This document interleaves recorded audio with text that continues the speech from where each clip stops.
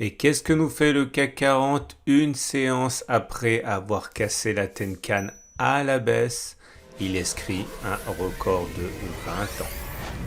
Salut, c'est Trado, je suis content de vous retrouver pour la mise à jour de l'analyse technique du CAC 40. On commence par les news qui ont émaillé l'actualité et encore d'excellentes nouvelles puisque, enfin du moins réelles ou prises comme telles.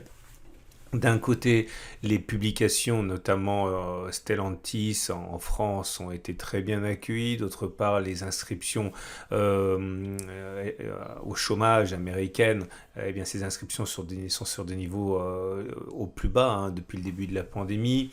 À ceci s'ajoute le fait que les statistiques d'activité en Europe sont également très soutenues. Bref, difficile, compliqué de justifier une baisse qui dure plus de 2 séances dans ces conditions où nous sommes bombardés littéralement de nouvelles qui sont encourageante, il faut le dire.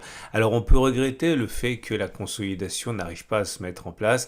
On peut regretter que les cours aient pris depuis mars, c'est-à-dire bon, allez, 6 semaines. Et regardez la progression, ça ne veut pas baisser. Depuis mars, on en est à 7,7%. Autrement dit, en l'espace d'une poignée de semaines, la progression annuelle moyenne. Si on regarde ce qui s'est passé, qu'on remonte un peu plus loin, janvier, enfin pour remonter au début de l'année en fait, depuis le début de l'année environ. Bon, bon, 21 décembre, autant prendre le 27 janvier. Bon, à peu près depuis le début de l'année, on est à 18%. Alors évidemment, c'est intenable. Évidemment, la baisse aura lieu à un moment ou un autre. Mais là, il y a tellement de capitaux qui sont disposés à s'investir, tellement de bonnes statistiques que pour l'instant, non, les indices ne veulent pas baisser. Et ce qui est dommage ou ce qui est même dévastateur, c'est ce que j'allais dire, c'est que beaucoup d'investisseurs qui sont restés sur la tranche quand le CAC avait déjà pris 10-15%, eh bien n'osent même plus rentrer maintenant et ils voient les cours monter. Et c'est vrai que c'est le FOMO, Fear of Missing Out, la peur de manquer qui prend le relais aussi au bout d'un moment avec des traders, des investisseurs qui n'en peuvent plus de louper la hausse, qui vont rentrer et qui vont sans doute rentrer au plus mauvais des moments. En tout cas, en attendant, la résistance journalière des 6297, 6320 vient de lâcher, c'est-à-dire on est allé plus haut sur la bougie de la veille ou même 4 séances avant, mais on n'avait jamais clôturé aussi haut depuis les années 2001. Parce que regardez, bon, faut remonter évidemment très loin. Je vous montre parce que c'est quand même important de voir ça. Si je me mets en données hebdomadaires, vous voyez les niveaux sur lesquels nous naviguons actuellement en clôture sont des niveaux post-2000, enfin avant 2007 et bon voilà quoi, il faut remonter à 2000, octobre 2000 à peu près pour avoir les niveaux actuels. Donc oui, ça fait 21 ans, ce sont des records. Et où ça va-t-il s'arrêter? On peut absolument pas le savoir, mais simplement encore une fois, lorsque les indices ont pris autant de valeur en l'espace d'aussi peu de temps et que les objectifs annuels des fonds, des gérants, des institutionnels ont généralement été déjà atteints, il faut s'attendre qu'à un moment ils décident de ne plus acheter ou de s'alléger tout simplement pour fixer la performance et tenter d'en rajouter au cas où ça rebondirait en achetant plus bas. En tout cas, voilà, on a donc cassé cette résistance journalière, donc théoriquement elle a changé de polarité, elle devient support. Néanmoins, il peut toujours s'agir d'une fausse cassure, donc il est sage d'attendre une bougie de confirmation, mais si c'est le cas demain, eh bien oui, ça sera un support journalier à 6287, 6320. Par contre, si vous regardez, ah oui, le chandelier japonais, c'est toujours pareil, c'est un peu l'horreur en ce moment, puisque vous voyez, depuis qu'on est bloqué, c'est depuis le 16 avril, ça fait 2 semaines, 3 semaines, eh bien, on est martyrisé par cette résistance. Mais on a également cette fois-ci une bougie haussière, mais ça fait 3 semaines finalement que les chandeliers japonais donnent des messages qui s'invalident les uns après les autres. Regardez, avalement baissier hier qui n'a rien donné, Arami haussier la veille, enfin l'avant-veille qui n'a rien donné, une bougie baissière bon, qui a donné quelque chose là, mais bon, vous voyez, là vous aviez une étoile du soir qui n'a rien donné, et ça justement c'est symptomatique des périodes de congestion, et nous sommes globalement en congestion depuis 3 semaines, congestion dont on semble sortir juste aujourd'hui. Tout ça pour dire que la bougie du jour est très positive. On termine sur les plus hauts. quasiment peu de place pour les baissiers, hein. Regardez, hein, petite mèche basse, c'est une bougie de hausse, mais par contre quand on regarde l'Aiki Nashi, une fois de plus, eh bien, on est dans une bougie qui est mitigée. Mitigée parce qu'il y a une mèche haute, il y a une mèche basse. Alors sûr, elle est verte, contrairement aux bougies précédentes, mais les bougies précédentes étaient des bougies de consolidation avec mèche haute et mèche basse. La bougie du jour peut être une bougie effectivement meilleure parce qu'elle est verte, mais elle demeure quand même mesurée dans son optimisme avec des mèches hautes et basses. Et par contre, regardez le fill and break qui enchaîne ici. Alors j'ai reçu un mail par rapport à ça. C'est une nouvelle bougie verte, hein, tout ça, enfin, un nouveau bloc vert. Hein, donc voilà, ça reste quand même très positif. Et on sait, hein, lorsqu'on a des blocs verts, il est rare qu'on s'arrête à 1. Ça fait 1, ça fait 2, ça fait 3. On revient sur les chandeliers japonais et on regarde les éléments purement techniques. Et ces éléments purement techniques sont en nette amélioration. On va commencer par les moyennes mobiles, comme d'habitude. La moyenne mobile à 7 jours a été reconquise.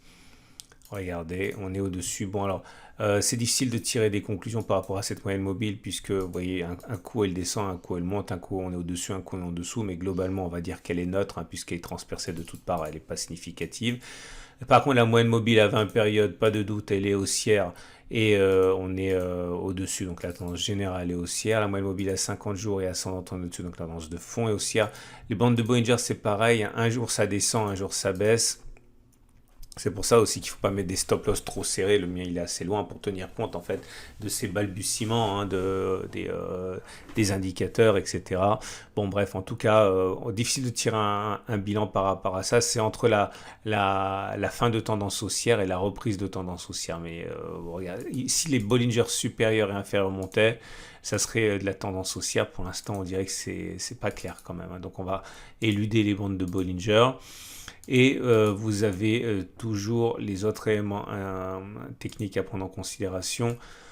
En l'occurrence, 4 signaux haussiers qui sont délivrés aujourd'hui. Excusez du peu. On a, regardez, le momentum qui bascule au-dessus de 0. Le MACD 0, faites-moi confiance, ça se joue sur l'épaisseur du trait, mais on est bien au-dessus, donc signal haussier. Stochastique au-dessus de son signal. CCI qui repasse en zone de surachat. Quand on passe en zone de surachat, ça veut dire qu'il faut se méfier, hein, quand on veut vendre. Et puis surtout, ce qui est intéressant, c'est que quand vous regardez les volumes, pour la première fois depuis la phase de consolidation, on a des volumes qui sont haussiers, hein. Donc, enfin haussiers, qui sont en hausse, et ça faisait un moment que c'était pas arrivé, hein. Regardez les précédentes bougies de hausse, c'était des volumes qui étaient plus faibles, hein, que les bougies de baisse, et là on est sur des niveaux assez élevés de volume. Ça veut dire que bon, il y a plus de crédibilité qu'auparavant, hein. Ce qui nous amène donc à l'Ichimoku déjà, hein, et l'Ichimoku nous affiche une fois de plus une grande forme. Alors, je vous avais expliqué hier qu'il ne fallait pas crier tout de suite à l'effondrement parce qu'on avait cassé la Tenkan, hein. Quand on est au-dessus de la Tenkan qui monte, ça veut dire que c'est très bien. Quand on est en dessous de la Tenkan, ça veut dire que c'est normal, quoi, hein. Et là, on repasse au-dessus de la Tenkan, c'est un peu le sens de... Alors, regardez, c'est marrant parce qu'en même temps, même si tout est très très compliqué, ça fait les 2 derniers backtests, par exemple, ils ont fonctionné, hein. Celui qui disait qu'on allait aller chercher les plus hauts, celui d'hier qui disait qu'on n'avait pas à paniquer du fait que la Tenkan était cassée, ça reste quand même assez fiable, hein, les backtests, hein, mais c'est vrai que pour prendre des positions, c'est un peu autre chose. Ce qui m'amène donc au backtest du jour. Et une fois de plus, je suis désolé, il n'y a pas de backtest aujourd'hui parce que il en faut peu quand même pour me déstabiliser par rapport au rôle pédagogique de ce site. Et là, il faut absolument que j'y revienne parce que je reçois des mails, sans doute les plus novices, hein, qui disent mais comment ça se fait qu'une fois de plus, les chandeliers japonais ne fonctionnent pas? Comment se fait-il qu'une fois de plus, le fill and break signal baissier n'a pas fonctionné, etc. Alors je suis désolé si vous êtes ancien, mais bon, mon but c'est pas de vous faire gagner de l'argent avec des trades, mon but c'est de vous apprendre comment trader, je suis obligé de revenir sur ça. Alors, une fois de plus, je le répète, il faut comprendre ce que sont les pourcentages, ok? trouver quelque chose qui fonctionne dans 60% des cas, ça ne veut pas dire que ça fonctionnera cette fois-ci. Encore une fois, un backtest, une stratégie fonctionne dans 60% des cas, vous avez 90% de chances d'avoir 3 trades d'affilée qui vont pas fonctionner. Alors vous imaginez quand vous avez des chandeliers japonais qui fonctionnent dans 60% des cas, c'est sûr que vous risquez d'avoir 80-90% de chances d'avoir le backtest qui fonctionnera pas sur une série de 4 ou 5 occurrences. C'est complètement normal, c'est les stats. Quelles sont les possibilités alternatives que vous avez? Soit vous essayez de faire de l'orfèvrerie, de tout analyser, de pondre une synthèse magnifique d'un travail de spécialiste et vous espérez avoir raison plus souvent que vous n'avez tort, et tout en sachant que votre confiance va forcément être érodée si vous passez 3 jours à faire une analyse, ou alors vous vous reposez sur les backtests. Je vais vous montrer quelque chose, j'aime pas le faire, mais voilà, il faut que vous compreniez que même moi, je suis loin d'avoir raison tout le temps. On a déjà parlé, là, depuis le début de cette année, donc on en a parlé, je le remets, j'en suis à, c'est ça, 2 trades gagnants, 3 trades perdants.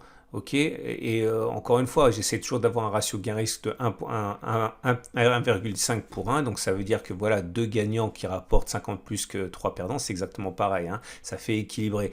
Mais voilà, moi, sur mes trades de l'année dernière, c'était 66% de réussite, pas plus. Le gain, il vient des 1,5.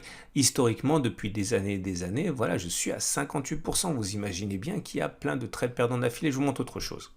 Ça, c'est mon compte de trading action. Ok, bon, je ne montre pas les montants, je montre même pas les pourcentages, ça n'a pas d'importance. Hein, je vous montre simplement les trades gagnants et les trades perdants. Vous comptez, il y a des trades perdants, il y a plein de trades perdants. Ok, regardez, ça c'est mon compte de crypto, parce que je traite de la crypto aussi. Voilà, bon, c'est un peu plus facile la crypto parce que vous avez tout qui monte en même temps. Mais voilà, il y a quand même, alors que les cryptos ne font que monter, voilà, j'ai un trade perdant. Ça, c'est mon compte, un autre compte encore. C'est les miens, regardez, il y a marqué Tradosaur, il y a marqué live ici, là pareil, hein, c'est le compte Tradosaur, c'est du compte réel, là aussi, hein, c'est un compte, mon compte IG qui est réel.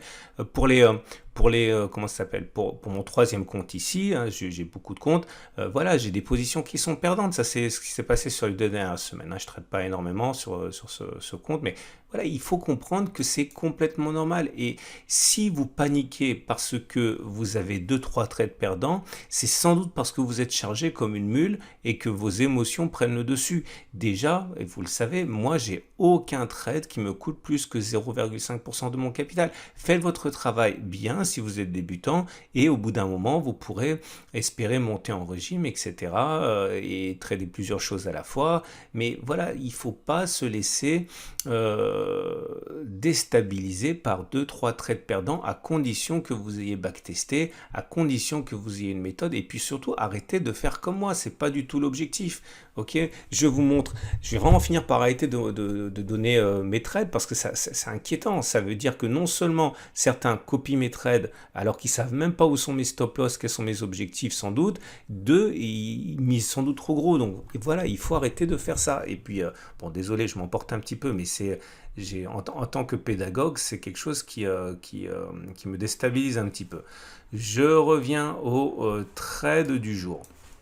Alors, pour demain, si vous voulez acheter, bon, on peut partir du principe que en faisant vite en besogne, hein, que la résistance journalière a changé de polarité et qu'elle est devenue support. Donc, l'idée ici, c'est de mettre un stop loss en dessous. Alors, on peut mettre en dessous du précédent creux ici, par exemple là, à 1,7%, c'est pas mal. Il faut viser au moins 1,7%, donc viser au moins voilà, hein, au moins les 6447 en espérant que effectivement la position ici ait changé de polarité. Si vous voulez spéculer à la baisse, bon vous avez toujours la possibilité de le faire au regard de certains indicateurs comme le super trend qui n'a pas basculé baissier, hein.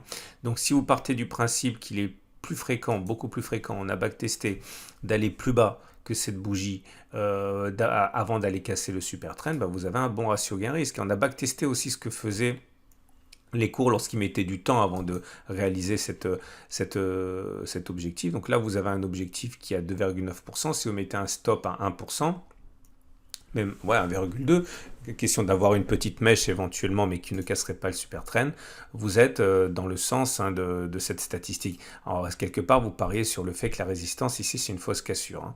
Bon, voilà, c'est des possibilités parmi d'autres. Voilà, je suis désolé de vous avoir privé certains de mon backtest, mais c'est important, tous les jours, il y a des nouveaux. Vous devez comprendre que finalement, vous avez le choix entre faire du trading probabiliste comme moi, ou alors faire du travail d'orfèvrerie, essayer d'avoir un scénario auquel vous allez vraiment croire en augmentant au maximum ses chances de réussite, en combinant les fondamentaux, tout ce que vous voulez, etc. Mais voilà, si vous faites du probabiliste, il faut comprendre ce que ça veut dire. Voilà, je vous souhaite une excellente journée et je vous dis à demain pour la mise à jour.